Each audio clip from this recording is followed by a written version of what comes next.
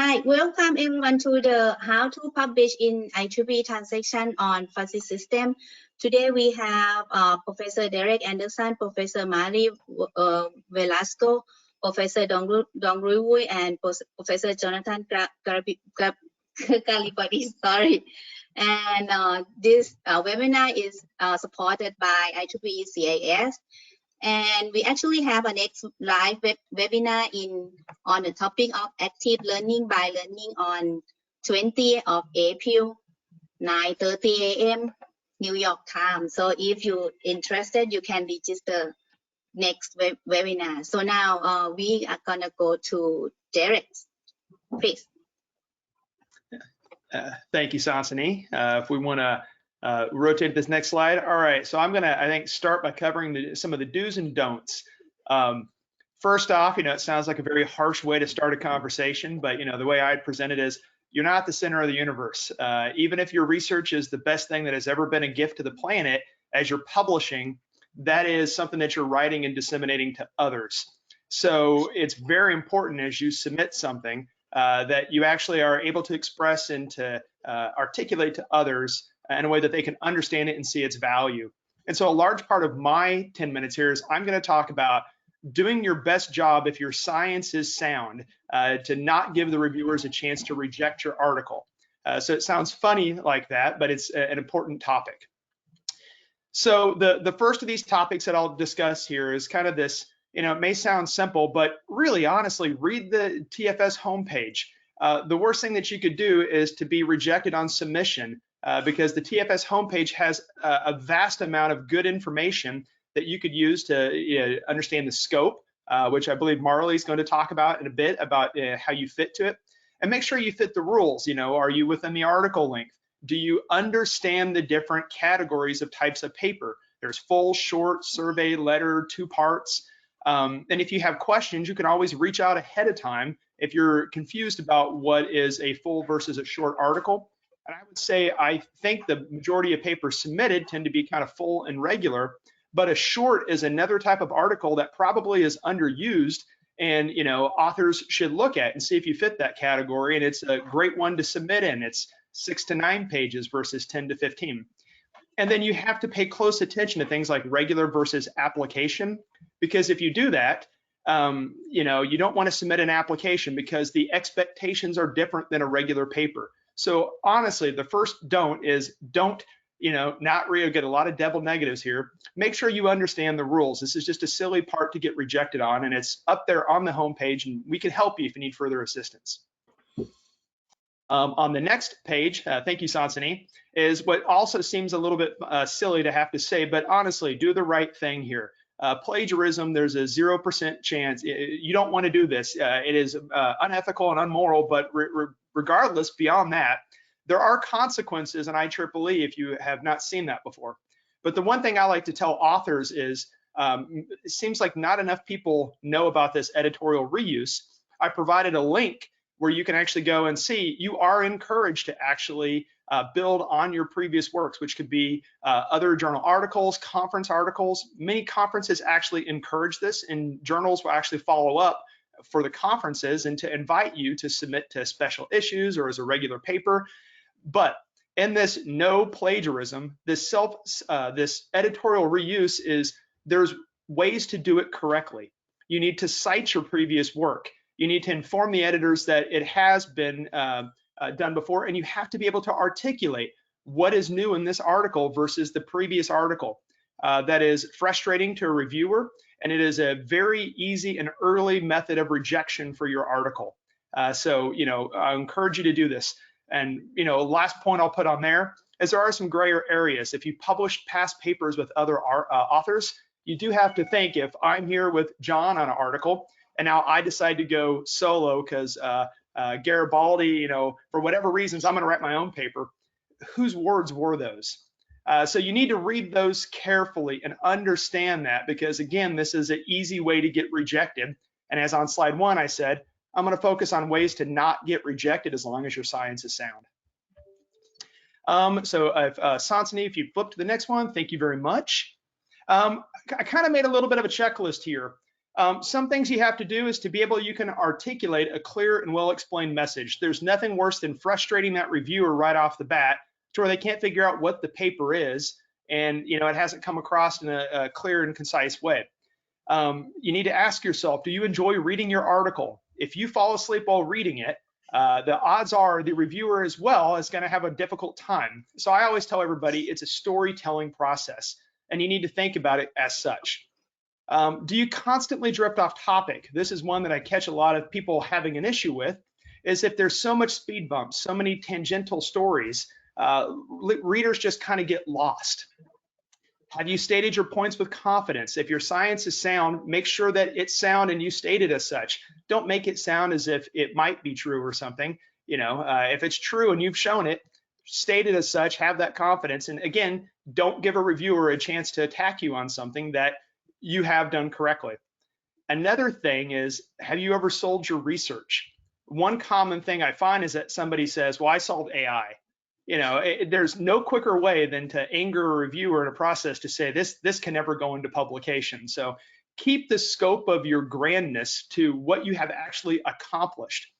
And have you considered a wide audience? Another one that kind of gets papers rejected occasionally is you wrote the paper for two other people in the world. Maybe John's the only other one that cares. So you need to say, why does somebody want to read it in TFS?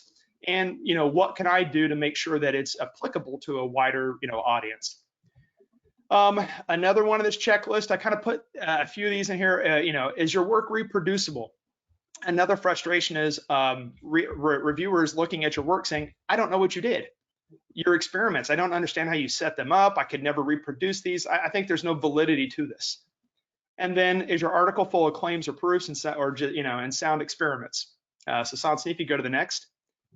A few more inside here, have you strongly articulated the gap and the need? If somebody's not motivated kind of on that first page, it's hard for a reviewer, which is doing a service, to finish through with that work and to be sound and to, do you a good service as well. So again, don't give them a chance to attack your paper. Make sure all these things are clearly articulated. And a few of the things I put inside here, make sure that there's references. If you're not citing prior work, it's an easy way for somebody to say you don't know your field.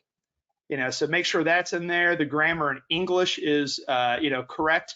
So many papers have just been thrown out right on, submission because they're in no which way suitable for, even presentation, for evaluation, dissemination to reviewers. And one that I think John will talk about, or maybe Marley in a bit, make sure you're a good fit for TFS. And I think, again, they're going to articulate on that later. So Sansa, if you go to the next slide, thank you. On the slide one, I wanted to say that there's a lot of stuff on the web about good organization. I've seen Nature has a really nice series about actually discussing manuscript structure and organization. So the only point I really wanted to articulate here is make sure your article's not an alphabet soup, or word soup. It's not kind of floating around in some disorganized way. Structure is very valuable, and there's online, there's a lot of great support for your titles, a good description. For an abstract, if you told what's the problem, what you've done, what experiments you ran, what significant findings you found. And I always kind of call that the deja vu factor. I read a paper later and I go, I've already read this. And all of a sudden I realized the abstract, had already told me what the paper was. I'm just now reading the details. And so I put a few things in here for you guys to look at for later, but there's a lot more on the web. And in our 10 to 15 minutes here today, we don't have the ability to dissect for you the perfect ingredients for an introduction, for a method section. It's just to tell you manuscript structure is big, and it is a major reason that papers get rejected is because people have not taken the time to learn. And you learn by reading resources, through the web that are now out there and available, but also something I'll hit on, read other articles in our journal. You can learn a lot from looking at these successful stories, and you could see what those ingredients are. Sansa, if you go to the next slide. Thank you. So those were kind of as you get ready to submit, as you're writing it, you can compile almost a checklist, and there's resources online for good organization and structure. But the thing that I think catches a lot of people, and I will admit first, I've not been perfect, and I've had to learn sometimes the hard way, is common sense and etiquette. When you have a paper that's been reviewed, it's not done yet. And if you get a major edit decision, congratulations. I've never seen a paper that got accepted as is coming into the journal. Take what the reviewers have said, listen to every one of those inputs, respond to every input, clearly articulate in your review where those are at. And I go the next distance of everything I change in the manuscript. I even change the color. So I let somebody know what they have to look at. And remember, John, myself, Marley, all of us, we are doing a service. We are not out to get you. If an article comes back as rejected, don't be rude. Look at what's happened. Consider the fact of, was this true? Did you have these mistakes? Did you have these errors? And you can't take it to heart. So if you have a point, if the reviewers are wrong, you should be able to articulate it in your response, and you should come out, bright and happy on the other end. Now, if you get a reject and resubmit, the part I'll touch on is, honestly, take a second. Consider if you got that, you probably were given a message that there were some severe issues. So before you just resubmit, ask the question of how much more work and can you even address the reviewers, because I'll tell you, you won't wear the AE, the EIC, and the reviewers down. It's not like if you just make these changes, you're going to get accepted. And then last, if you get a rejection, it might just be time to move on, as horrible as that sounds. But if you decide not to move on, you can formulate a response. Usually it doesn't work well. Usually the reviewers have done their job, but make sure you take your time and kindly respond. And something I was taught early on is if you have a paper, a grant, anything that comes back as rejected, walk away from it for a few days. Your emotions are high, because you feel like you birthed this paper and you're giving it to the world. Walk away, let your emotions go away from it, and then come back and articulate things clearly. All right, I think that's the closest I've ever been to 10 minutes in my life. So thank you.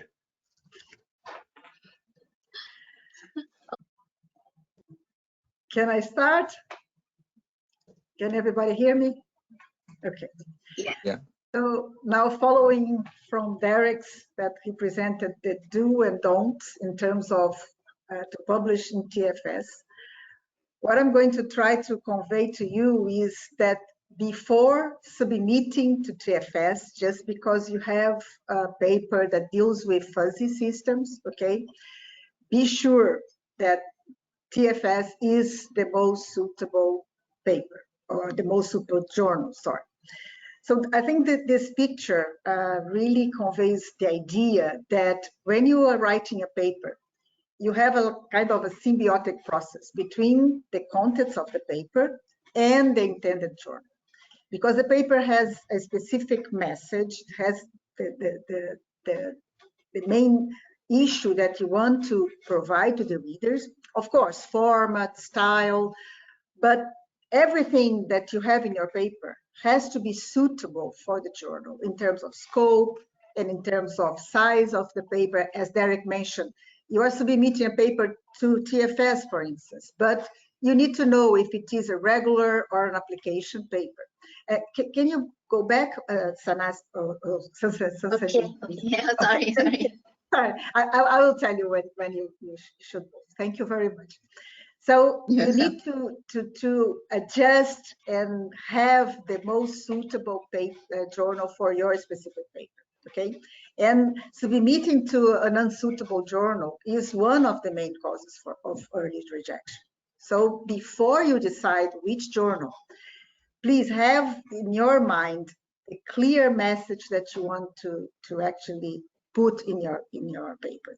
Because when you have this clear message in your mind, then based on other things that I'm going to discuss, you will find the most suitable one, or at least a set of suitable journals, okay? Next one, Sansani, please. Okay.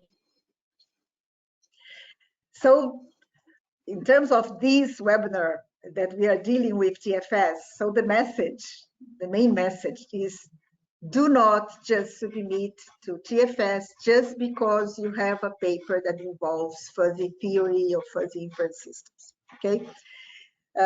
Because sometimes you have an application paper, you have a paper that is cross-disciplinary, covers multiple topics. And sometimes there is a different journal that is a broader scope, or an application more suitable for your paper. For instance, if you have a paper that you developed a very nice hierarchical fuzzy inference system, okay, based on many smaller fuzzy inference systems, but applied to something like environmental assessment, for water assessment in a reservoir, for instance, for generating electricity. Maybe in terms of fuzzy, it's not that huge contribution. It's a very interesting application. You are solving a problem, but it's not suitable for TFS. It's maybe your paper, it's really, there is an important contribution, but not for a fuzzy paper, a fuzzy journal, but maybe to an environmental or a more ecological journal that has this topic. So you have to suit your message to the journal that you want to submit. Okay, next one, Sansani, please. Okay.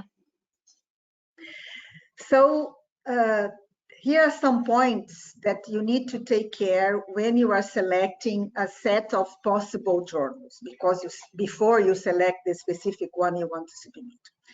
So as I said before, you need to identify the main message of your paper. So this is really important for you to have this idea.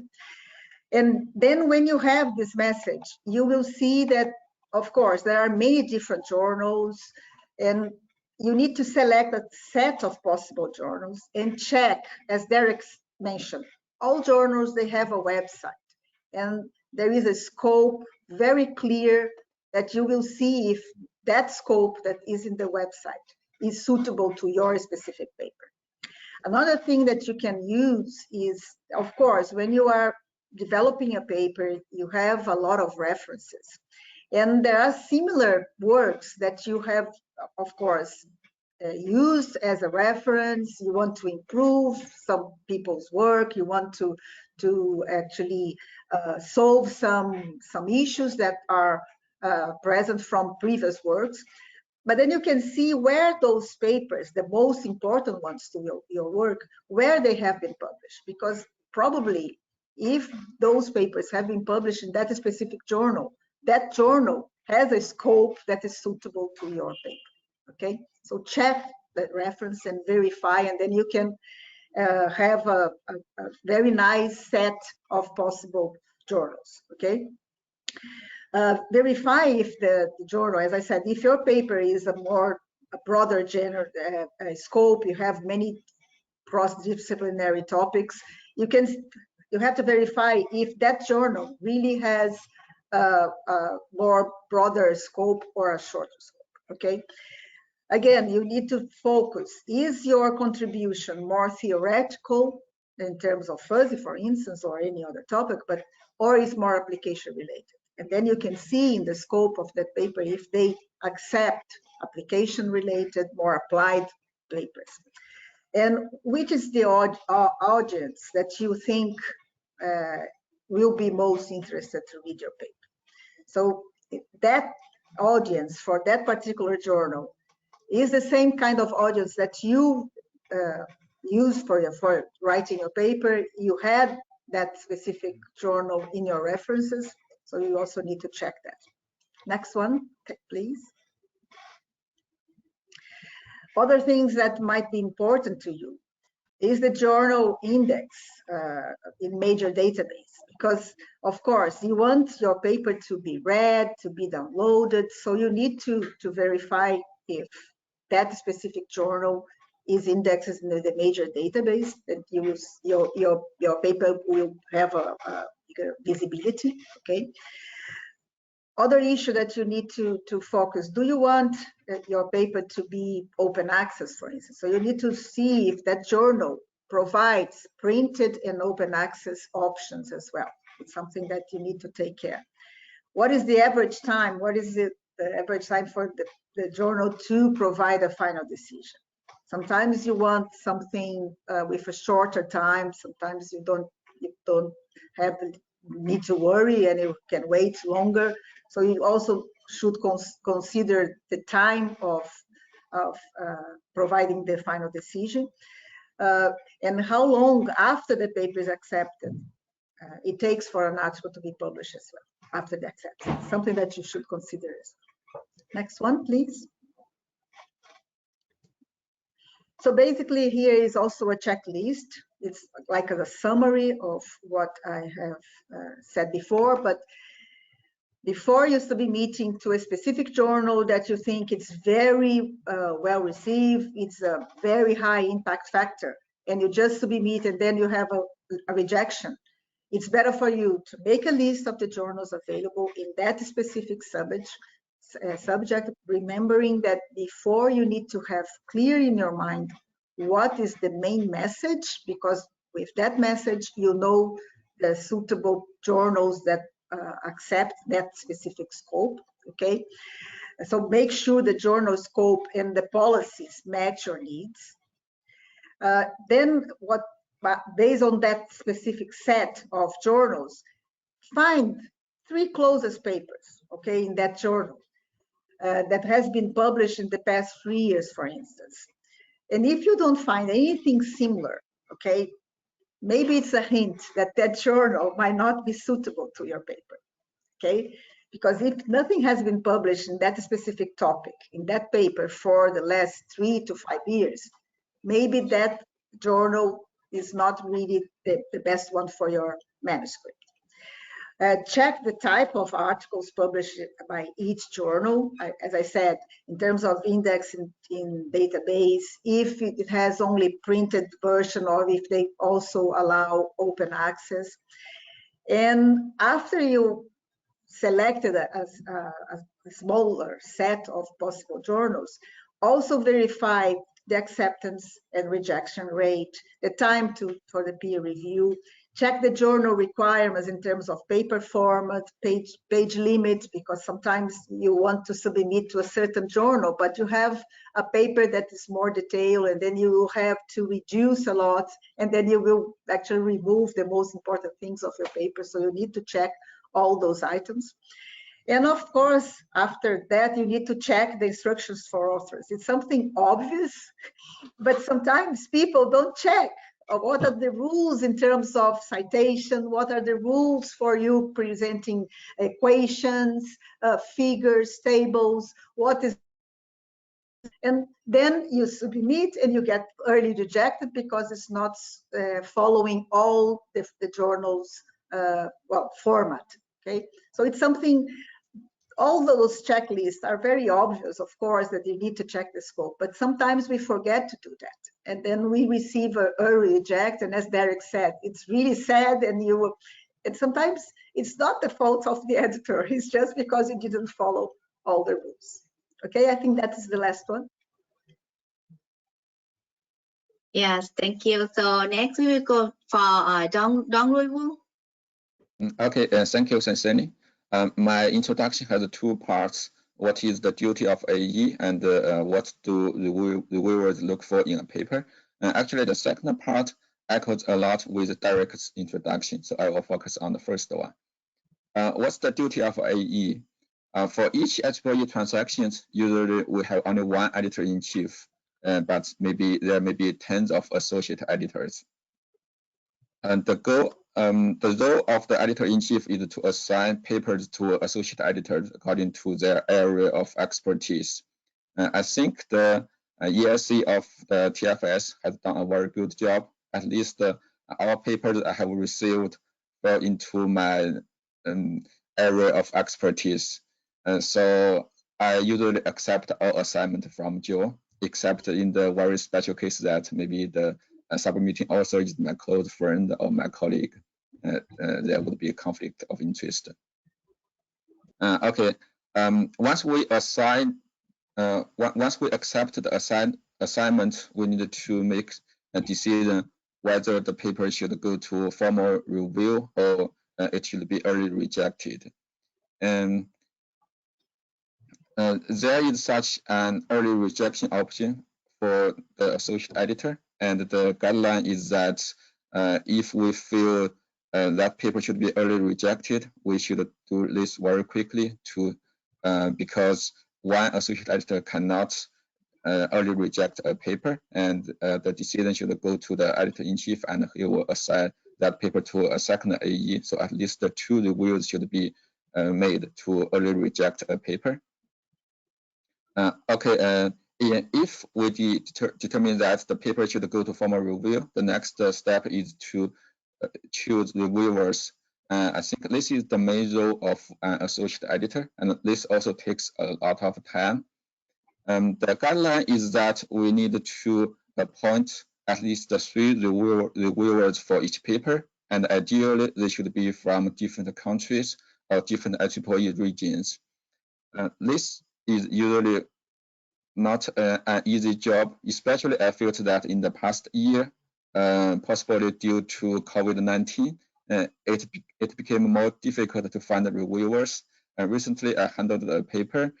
I invited 10 reviewers, of course, not at one time, it's just in batches, but 9 of them agreed to review that paper. This especially happens when the paper has something very new or it's in a very, very small area. So yeah, we've had very hard on this part anyway. Okay, and even when we, okay, next page, Anthony.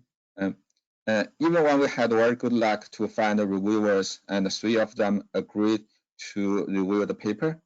Next page, please, Anthony. Okay, sorry. Okay, yeah, this one. But very frequently, they agreed to review the paper, but later on, they do not respond to the associate editor anymore. So the system will send 3 reminders to each reviewer. I think maybe 2 weeks before the deadline, 1 week, or the day on the deadline, something like that. But from time to time, the reviewers do not submit the review on time, and they do not respond to the reminders. One way I do is to write personal email or personal reminder to the reviewers, and sometimes they do not respond to the reminder from the TFS system, but they would respond to my personal email.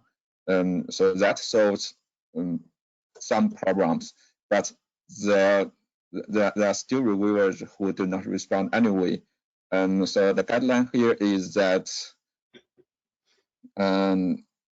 we may choose to invite a further reviewer and then remove the current delayed reviewer. Okay, the next page. And sometimes it is very time consuming to invite more reviewers, and the paper had been in the system for too long time. In that case, we may have to make decision based on 2 reviews. Well, sometimes there are some very obvious decisions. For example, both reviewers suggested a rejection. The final decision may be easy, but as an associate editor, we still need to read the paper carefully to make our own judgment. Here are the guidelines given to associate editors, but again, these are not formulas, and we need to carefully read the paper ourselves and make the final decision. Okay, next page. Again, these are some guidelines for associate editors on how to make the decision. Well, generally, it assumes we have 3 reviews, and the final decision would be a weighted average of these 3 reviews. And it seems that it is a little bit biased towards the worst recommendation from the reviewer. So this also echoes with Derek's part. We need to tell a very good story in the paper to make sure all reviewers like our paper. If we have some obvious faults, and 1 or 2 reviewers may not be able to catch that, but if at least 1 reviewer says that and he gives a very bad feedback, then the paper would be in trouble. Okay, next. Okay, yeah, this is the final page of my part. It covers the second part. What do reviewers look for in the paper? The background is the review table we used for the TFS. We give scores on technical merit and presentation and overall score. each one, I think we have 5 grades from the best to the worst. Personally, I do not. I think the more important part is the text box to input the reviewer comment instead of this table to put in check marks. And in that text box, we need to input something like the novelty of the paper. And as a reviewer myself, I would emphasize the novelty the most. And I think each paper should present something novel, either a novel theory or a novel application. And we should make this very clear in the paper. Usually at near the end of the introduction, we need to emphasize what the contribution of the paper is and what the novelty is to make the reviewer's job easier. For the presentation, we need to make sure that the grammar is checked, no mistakes, and also it is presented very clearly in a very logical manner. And usually for most papers, we need to present some experimental results to compare our proposed approach with existing approaches. We need to make sure that there is adequate experiment. For example, if we propose a fuzzy system-based machine learning algorithm, we need to compare with other algorithms on a large number of data sets. Sometimes I saw papers that only compare the algorithm with other algorithm on 1 or 2 data sets. That is not adequate. When I submit machine learning papers to some journals, sometimes they request me to compare the algorithm on over 100 data sets. Well, that's the real case. So I think for each submission, we should at least consider maybe 10, 20, or even more data sets. 1 or 2 is definitely not enough. Also, I think we need to choose our baseline reasonably. For fuzzy system papers, obviously we need to compare with some baselines in fuzzy system. But I think it should be, we should also compare with some other classical traditional approaches. For example, for machine learning, we should compare with support vector machine or random forest, these kind of very classical baselines. For fuzzy control, we should also compare with PID control or model predictive control, these very classical approaches, not only compare with other fuzzy approaches. Okay, I guess that's all for my part. Thank you very much. Okay, so thank you. So John is going to be the one who sum up everything. So John, please. Okay, I'm going to sum everything up. So thank you to the co-presenters, because they've covered many of the points. And so, to be honest, there's not a lot of further points for me to add. Obviously, the slides are here and you can refer to these. So I'm not going to read out all the bullet points because many of these are reinforcing what has already been said. One thing I want to highlight in this first slide is the second bullet of the main point: highlight your novel contribution. And then when you have paper structure, you see reinforcing the message which has already been in. There needs to be a complete story. The abstract should convey the whole paper. The introduction should contain the motivation and the contribution. And the conclusion should also summarize the contribution. Just notice how many times we're emphasizing the contribution, this idea that there is a contribution, there is an obvious contribution to the paper. And I often sort of say to my own students and other authors when they're questioning people who are submitting papers and questioning why their papers have got rejected, we often come back to, it's not clear what your novel contribution is. Do not be afraid of just actually explicitly stating the novel contribution of this paper is, or are, the novel contributions are.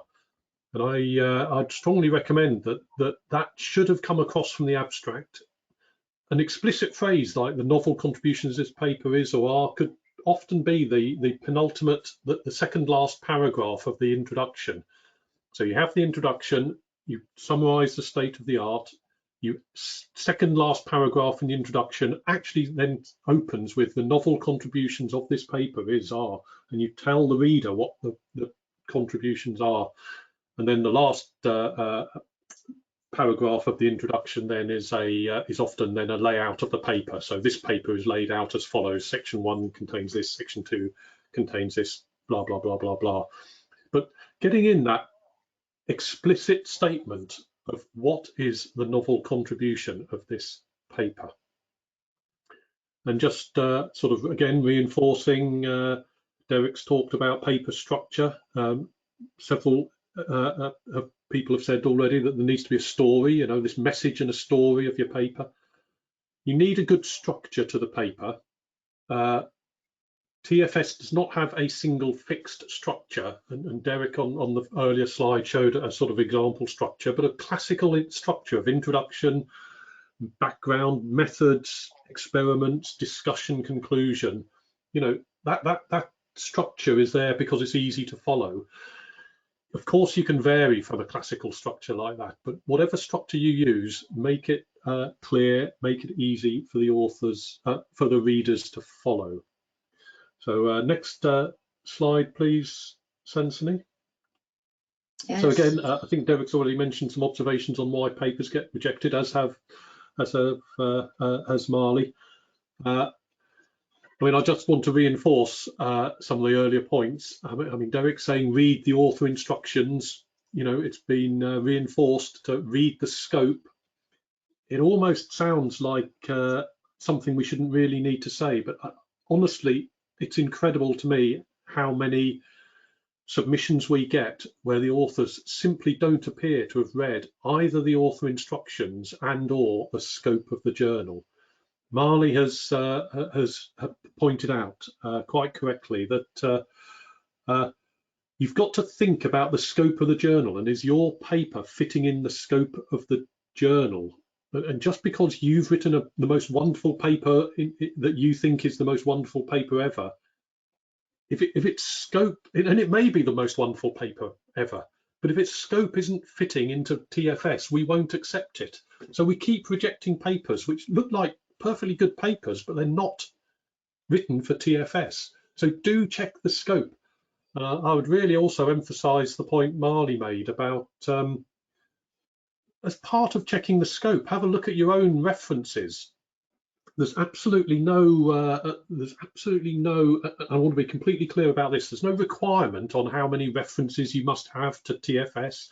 There's no suggestion of any sort of, oh, you have to cite TFS in order to get your paper in TFS, and we're looking for some sort of artificial citation stacking or anything like that. Absolutely not. But if you write a paper and none of your references are to works in TFS, you've got to ask yourself, are you submitting to the correct journal? And again, it may sound obvious, but we have this regularly where I'll see a paper and I look at it as EIC and I say it doesn't appear to fit in TFS, and I look at the references and the references are all to journal X. You know, like 20 out of 25 references are to journal X, which isn't TFS. So of course it's like, well, why haven't the authors submitted to journal X if 20 out of 25 references are to journal X? So look, this isn't about telling you have to cite TFS to get published in TFS, but seriously, if there's none of your references are to TFS, have a real think about whether you've got the right journal. So other sort of tips on why papers get rejected, apart from just not being in scope, this lack of evidence. Dongrui has just made some, given you some tips on experimental evidence. I mean, I think I would just sort of add to what Dongrui has already said. I would say, make sure that the claims you're making are backed up by the experiments you carry out. That's the important thing. None of us can say you must do 100 data sets in your experiments, or you must do 10, or you can't get published if you only do 2. What's really important is that the claims match up the experiments. And if you're claiming that this method is general across data sets, then of course that's not going to get published if you've only tested it on 1 data set.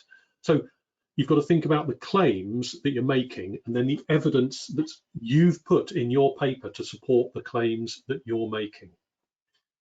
Again, it's already been mentioned, a lack of acknowledgement of state of the art. You've got to show that you've read state of the art. Marley's mentioned about reading recent papers. It's very, very rare that you're going to publish a paper which is completely new on a topic that hasn't been thought of before. So you've got to show that you know what's out there and building on previous work. So I won't go through the rest of that. We've talked about being clear, writing quality and spelling checker and grammar checker. Of course, spelling and grammar isn't the sort of be all and end all, but if you've got just elementary mistakes in your paper, then you annoy the reviewers, honestly. And you know, worse than just spelling mistakes is mathematical notation. Again, we've got on there poor mathematical notation, basic errors in mathematical notation, inconsistent notation. Again, why should reviewers bother to read your paper if you can't be bothered to get your symbols correct? So, okay, Sansoni, on to the last one. So, yep, Derek has already said, don't get annoyed. All of us get papers rejected. Well, that's part of doing research. If you don't want to get papers rejected, I'm afraid, don't do research. Please remember, TFS is hard to get into. We probably reject far more than half the papers, maybe 3/4 of all papers get rejected from TFS. It is the flagship journal. It's in a sense the #1 journal in fuzzy systems, although, you know, there are others and you've got to be careful of the scope. But most papers get rejected, so it's hard to get in there. So don't take it personally. Derek's mentioned the responding to authors, responding to reviews. You won't get a paper accepted without some sort of changes. I don't think I've been EIC now for I'm in my 5th year. I don't think I've seen yet a paper go through without any sort of corrections. So all papers are going to get some sort of revision and corrections. But revise your paper in line of what reviewers have said and write polite, but not overly polite. There's no need to say, oh, thank you for the wonderful reviewer in every single response, but just be polite, address the points.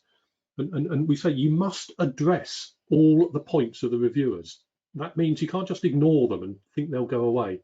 Either you've got to revise your paper and state clearly how you've revised your paper, or you need to carefully rebut the point. And if you're going to rebut the point, you can provide external evidence. That helps. You know, don't just say I disagree with the reviewer, because, well, you know, the author disagrees with the reviewer. Okay, at the end of the day, I'm probably going to side with the reviewers and the AE. And another little bit I put there is don't just answer the point in the response. It's incredible how many times authors write in a response and the reviewer has said, you know, something like, you haven't done enough experiments. And the reviewers write half a page trying to tell why they have done enough experiments. But then they don't put that content into the paper. So it's not clear from reading the paper why the experiments are thought to be enough. So don't just respond to the points in your response letter without changing the paper. You've got to change the paper. You've got to address the points. And again, one of the most common I get is just people writing back to me saying, oh, the reviewers have misunderstood the point. Okay, fine. The reviewers understood the point. My response to that is you need to make your point more clearly. So sorry, you've still got to change the paper. You've got to make the point more clearly. If people are misunderstanding your point, that's your fault, not the reviewer's fault. Okay, so think about that and revise the paper to clarify your meaning. And at this point, I would also I'd really like to stress what Derek said about wait a day or wait a few days or sleep on it before writing a response. Actually, I get numerous angry emails, which aren't often, you know, we process the paper and about half an hour after we press the reject button, we've got an angry email from the authors going, how dare you reject my work? You know, I really would stress that I don't mind people writing in, that's perfectly okay, but please think about it and taking on board Derek's advice of at least sleep on it for a day, preferably 3 or 4 days, consult with all your co-authors and come up with a clear response or to me. And I do read all responses from authors if they complain, you know, but if they just write an instant, the reviewers are wrong, I demand you submit accept my paper. That usually doesn't get very far, as Derek suggested. So, okay, thank you. And I think that's it, isn't it, Sansoni? So I wanted to leave time for questions. Okay. So, Thank you very much. If you have any question, you can type in the question box or in the chat. I don't see any question right now. Maybe as we're waiting for a question, Sansoni, this was something I was I talked about with John, and I was like, oh boy, do I actually open up the Pandora's box here for myself? But just to articulate these points while we're waiting on a question to pop up in here, I have submitted a paper to TFS. That paper, I've had a rejected article, and guess what? The reviewers were correct. I'd gotten to a cycle where I broke the things we talked about today. I had wrote something, and even though it was not technically incorrect, is the novelty something that changes the earth? Is that something that is in the scope and the grandeur of what TFS wants to hear? And no matter how much it hurts as an author, if you break these things, it doesn't matter if you're a student or if you're a professor for X number of years. If you break these things, it makes it nearly impossible to get accepted. And sometimes you have to get over these feelings. And you have to say, you know what, no matter how much I don't like something, I was wrong. And it's not easy to do. And that's why we put these as if they're obvious statements, but they're not. It takes a lot of learning this stuff as it goes against, your better nature and your desires, but it was correct in the end. Yeah. And it happens to a lot of us. Absolutely. Yep. I've had papers rejected. I've had plenty of papers rejected by TFS myself. It happens to all of us. I'm sure pretty well every single AE. I'll be very surprised if there's any AE associate editor who hasn't had papers rejected in TFS. So, people tend to, obviously you just see the papers which get accepted, and it's tempting to think, oh, an AE will just get their paper accepted, but that's honestly not the case. It's not. Okay, I have one question. He asks, are the reviewers comment correctly all the time? No, they're clearly not. And this is we've still got the slide on here where it says you can rebut the point with clear and concise reasons. So when we say you must address the points of the reviewers, there is the option there for rebutting the point, means you saying the reviewers are wrong. And we will accept that. But it really helps if you provide some sort of evidence, external evidence, to reinforce your claim that the reviewer is wrong. And when I say external evidence, what I mean by that is not just saying, I am telling you the reviewer is wrong. In my opinion, I'm the author, I know the reviewer is wrong. If you can give evidence, not from you, the author, as to why the reviewer's comment is wrong, that will be accepted as a response. One thing I almost want to, go ahead, Sansoni. Okay, sorry, just finish that because I'm just gonna read the next question. But before you go to that, I'll add one thing to John's comment. As you do that, remember, odds are the author does not know you personally, or the reviewer, and has not came after you. So still, please consider being polite in your response, articulate your points, and don't attack a reviewer. Right. Yeah, I got actually when I was a reviewer from another journal, and I got attacked by the authors. I was like, what? Yeah, I think the authors need to know that it's not personal. When we are reading the paper, reviewing a paper, we are just seeing what is written. So we don't know the authors. Of course, because of conflict of interest, we don't accept to review papers from our colleagues. So the authors need to know that it's not personal. It wasn't clear. And if you provide, as John mentioned, a rebuttal with, of course, with references and providing enough information, you can convince the reviewer. The reviewer wants to accept the paper. Yeah, sorry, there are some questions coming in on the Sansoni. I'm just trying to follow them myself. If a paper was rejected by science and I send it to TFS, do I need to tell the EIC of the earlier rejection? I think if it's,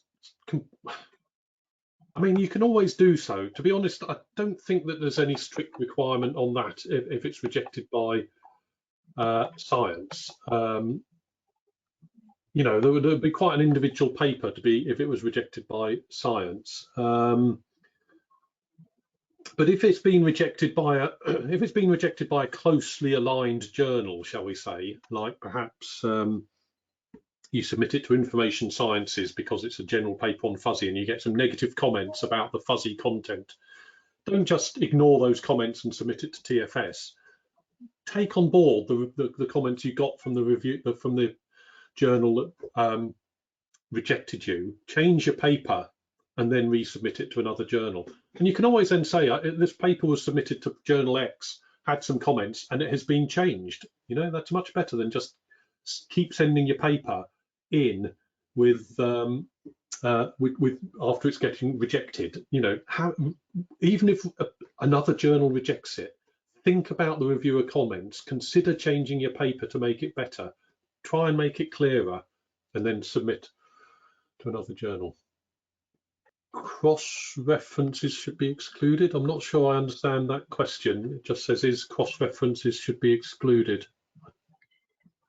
Maybe is from the same author of the paper. I don't know if it is what the person meant, but yeah, I don't know whether the person who wrote that question could rephrase. Clarify. No. For ML papers, is there a nominal number for number of data sets to be considered in the experiments? I'd refer to the answer earlier, which is make sure that your claims are backed up by the experiments you're carrying out. If you claim your paper is working generally across general data sets, you've got to have done experiments on a good wide range of data sets. We don't have, other than that, we don't have specific numbers. So I know some journals, you know, they build up, again, they sort of build up a sort of almost a sort of de facto sort of method of working, and there's so many data sets. TFS has quite a wide range of papers, and some have experiments with data sets and some have other forms of papers. Some papers have other form. So we haven't got a specific fixed number of data sets. The important thing is make sure your claims are backed up by the experiments which you are carrying out. If you've done your experiment on one set of data, don't claim it's a general method. Sometimes reviewers ask for common things. Correct. Again, I'm not quite sure I understand the question, but many things come out, you see time and time again, where reviewers are saying the contribution isn't clear. That's a very, very common message that reviewers give back, which is why we keep stressing be clear on the contributions. How can we handle a situation where reviewers ask me to cite some papers and revised paper, and the papers recommended by a reviewer are not related to my work? That's a good question, and thank you for that one. That's exactly the sort of reviewer comment where it is perfectly acceptable for an author to say papers which have been suggested are not relevant to my work. You know, the papers suggested are X, Y, and Z. These are on topic PQR. My paper is on a different subject. These are not relevant. If you don't just cite a paper because the reviewer says cite the paper. If you have a look at the papers that have been suggested, don't just write them off. Have a look at the papers, but if they are not relevant, then state clearly, again, as we keep repeating, state politely, clearly, and sort of scientifically why the papers are not relevant to be cited, and that is absolutely fine. And I think that's where your associate editor really comes into play. If you get reviewers that are putting things, you know, it is the AE's, in my opinion at least, obligation to be able to say, yes, the reviewer has articulated it, these references are wrong, you know. Yeah, absolutely. So write a clear and explanation as to why they're not relevant to be included, and that's fine. The associate editor would check those, not the reviewer. What about harsh comments from a reviewer? Well, look, we're all human. Your reviewers are human. Some reviewers review a paper and they're in a bad mood. You know, I can be in a bad mood because Liverpool have lost a football game, so I'm in a mood. So then I reject the paper. Joking. Look, some reviewers write harsh comments. Yes, you've got to take them on board. You've got to take them on the chin, as we say, and as Derek has sort of said, and other people. you still got to respond to them. But if you can argue that they are overly harsh, again, don't just reject the comments. Maybe you change your paper somehow, but don't change it fully as to to everything the reviewer has said. But change it somehow. But again, write a response. And if you feel there's evidence that reviewer is harsh or unfair compared to the other reviewers, then put that in your response. And to that one point, remember this in the future. If you decide to become a reviewer and to do a service for your community, what that felt like. And as a reviewer, take the time to articulate points to people well. So yeah. I don't know, karma or whatever we want to call this here, but Yeah. Another global point I want to make here is, again, probably most of the emails I get are from authors going, why is my paper taking so long to be reviewed? And you know what? I don't review the paper. I'm the editor-in-chief. It's already been explained. Dongrui has explained it. I hand the paper to associate editors. These guys may be associate editors. They don't review the paper either. They find reviewers. The reviewers are you lot. The reviewers are the community. If a paper is taking a long time to be reviewed, that's because you, the reviewers, are not producing the reviews. We try our best. We want to get responses as quick as possible. So we always depend on the reviewers. Reviewers aren't some different mystical group of people. Reviewers can be reviewers. It's like Dongrui mentioned. Sometimes it takes us months to find 3 reviewers. We keep inviting and changing, and they don't accept, or they do and they don't provide the review on time. So the absolute bane of my life was the IC. I'm sure all the AEs get it as well, but the bane of the life is the reviewer who accepts the review and then does not produce the review at the time they accepted. We'd all rather people rejected the review straight off than say, I'm going to do the review and then not do it. So we are often, it's incredible how often it's happening. It's just, we all understand COVID, workload, etc., etc. But please, if you accept to do a review, do it on the time. And if you can't do it on the time for good reason, then let us know in the office and we'll give you an extension. Okay. Sorry, I've got to go at 3 o'clock, Sansani, so I don't know, I'll just... Okay. So I think sometimes it is personal. Some referee has it out for an author. How does the author rebut that biased review? You can write in confidence to me. That's a short answer to that. Write in confidence to me. You don't know who the reviewer is. The reviewer is anonymous. I do sometimes get authors telling me, I know that reviewer 1 is Fred, and it's personal. Now, of course, I'm not going to say, yes, you're right, it is Fred. Well, I'm actually not going to say, no, it's not Fred. I'm just going to say the authors are anonymous, the reviewers are anonymous. I know who the reviewers are. I know whether it's personal. Well, I know whether it's personal. I don't necessarily know whether it's personal. I know if someone names them, whether it's a correct name or not. But if it's personal, that falls within the rebut the reviewer. Write a calm response. Don't start ranting to me saying this person hates me and that's why he's given this review. Write a calm response as to why it's scientifically incorrect what has been written, and we look at the scientific response, shall we say. We don't care about the personalities involved. But if there is an objection, again, write it in your response and we look at it. Okay. Question is, are there any topics which are more likely to be accepted? Interesting ones, interesting new ones. Those that are in the scope of TFS. Right. Yeah. Yeah. There's not. Okay. Not really. It's just it's about the content. It's about what I've put, and I think Derek said. I was taking a few notes. Right. It's about why is anyone going to read your paper? Think about. Just because you think it's great work, it doesn't automatically mean it's great. People have got to read it. People have got to find it interesting. People have got to find it, read the abstract and think, wow, there's something here. I'm going to read this paper because it's interesting. That's the sort of paper we want.